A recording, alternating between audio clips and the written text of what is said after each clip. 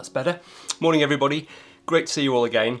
So one of the questions that I get asked more than probably anything else is how do I get prints to look good and how do I get them to look as they do on screen?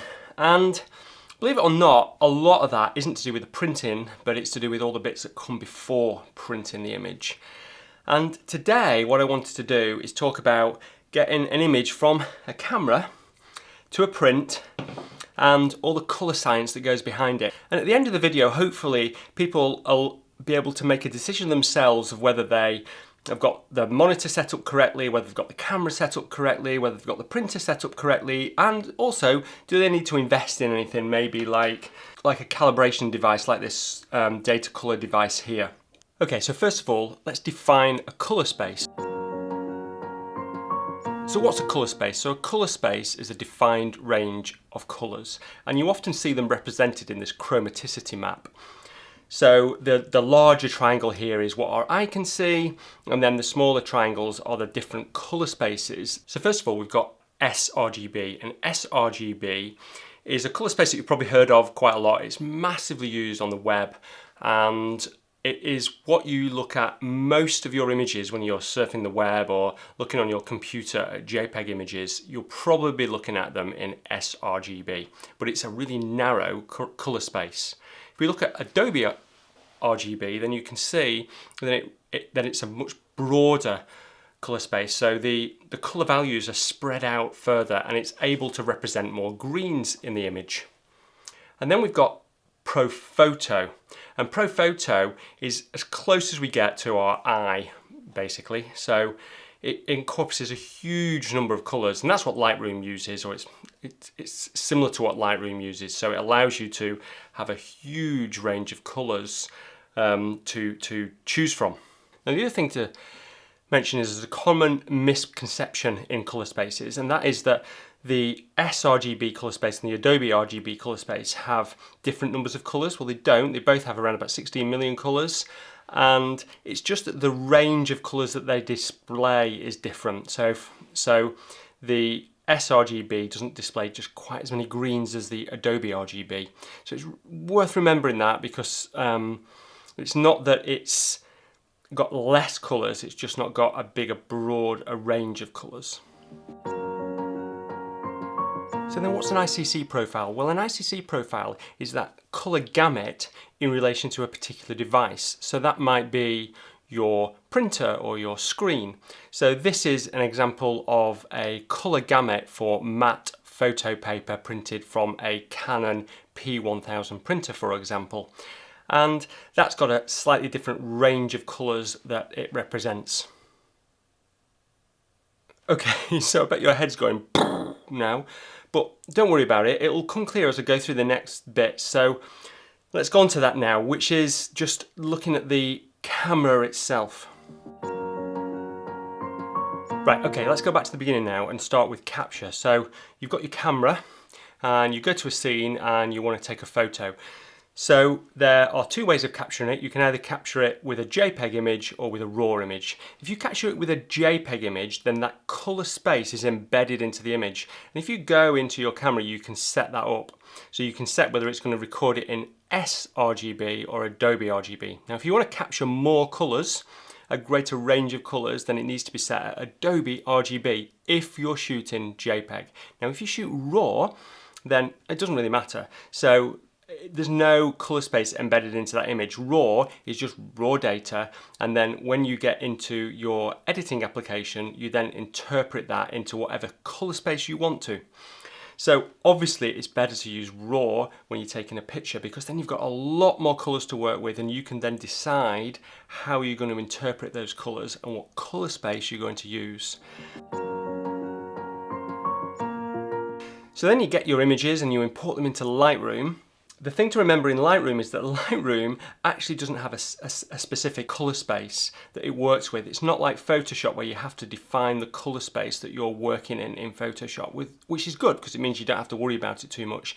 It actually uses a sort of a version of ProPhoto, so you don't really need to worry about it in Lightroom until you either export your image to show on the web or to send to the printers or whatever, or you then go to printing. So it's really easy in Lightroom, don't worry about it, you can't change the colour space in Lightroom at all.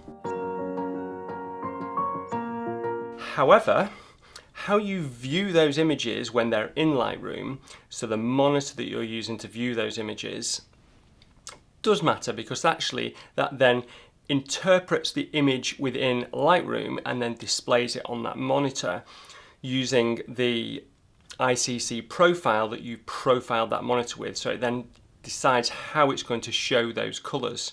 So then there's two things to remember here. The quality of your monitor, because the quality of your monitor will determine how big a range of colours your monitor displays, and good monitors display a bigger range of colours, almost up to Adobe RGB range of colours. And I've got two monitors that I'm going to talk about today, which is my iMac, and there's some surprising results here as well. So it's my iMac, which is an iMac 5K Retina display monitor, and then I've got a BenQ SW320 monitor.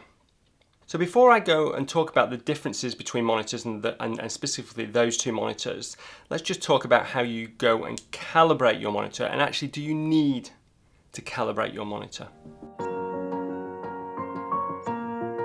So when your monitor arrives from the manufacturers, it comes with just a default ICC profile in it, and that's just usually fairly good if you have a good level monitor, but it's going to be slightly different. It's going to look slightly different than when you've calibrated it with something like this Datacolor Spider calibration tool. So let's go ahead and calibrate my iMac to begin with, and you can get an idea of how that changes. So it's fairly easy. All we need to do is take the Spider and we just sort of hang it over the monitor, and then we just run through the software and make sure that we follow all the instructions. There are a lot of things you need to think about here, which is the ambient light in your room, which changes how you interpret the colour on the screen, the brightness of the screen, and I'm going to come back to that when I come to printing, because that's really important. But for now, let's just go through that calibration, and once we've done that, we get another ICC profile and the screen is now calibrated. Then this calibration is an industry standard, so you're starting to get colour consistency from your camera to your monitor and then eventually to your print. Now what's interesting is the difference between the colour as I got my iMac and when I've had it calibrated. You can see there's a slight difference here, and this is represented in this ICC profile, which we can represent using the Colour Sync tool here as a 3D model, and you can see that there's a slight change when I've calibrated it, but it's not huge. And I have to say, actually looking at the screen, the difference wasn't massive, but it was enough to warrant doing it. Now you'll probably find on different screens, I think the iMac is a pretty good screen. It comes from Apple, fairly well calibrated. I found that when I calibrate my iMac screens, they never change very much from how they come from the factory, but you may find with another screen you get a big colour shift, so it's really, really important to do that. Okay, so I did the same on my BenQ as well, and again there was very little shift on it, and I'd expect that. The BenQ is a high-end monitor, and I wouldn't expect there to be a big shift, because they should have calibrated it before they shipped it to me. Now the difference with the BenQ is you can do a hardware calibration, so rather than you're calibrating it within the software on your computer, you can calibrate it within the hardware of the actual screen itself, which is really good.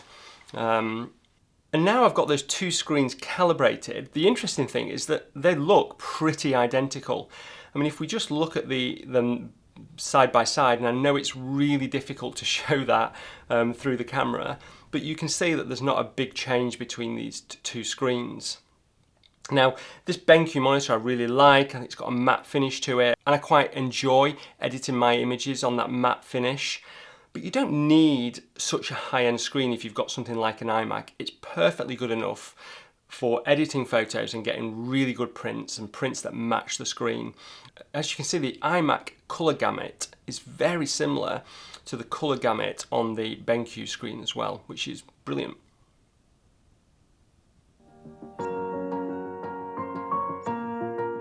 That's outputting it on your monitor. The other thing you might want to do is output it to your printer. Now I've got an Epson P1000 printer, And the important thing with that is that if you think about it, when you output it to your printer, the things that can change from printer to printer are the type of printer, the inks, and the paper that you're printing it on. So it's really important that you have a profile made for the paper that you're printing on. Now, I've got profiles for a few different papers because I use a few different papers from PhotoSpeed for printing my images. And it's really easy to do. There's lots of services out there that will allow you to profile your images. Now, the key thing is when you're doing it is to follow the instructions from whoever's doing that. Because if you just print this colour management profile that then gets sent, and a spectrophotometer then goes and reads it and provides you with an ICC profile for your printer and paper match, if you don't print that correctly, then and you use colour management from your software, then you'll find there's going to be a problem. So the best way to do that is using the Adobe Colour Printing utility, and that allows you to print it out without any colour management. So what happens then is you send this off to whoever. I use PhotoSpeed for this, and they provide me with a colour profile for that particular paper and printer combination. And then I can just import that into Lightroom, and whenever I print from Lightroom, then I just need to use that profile.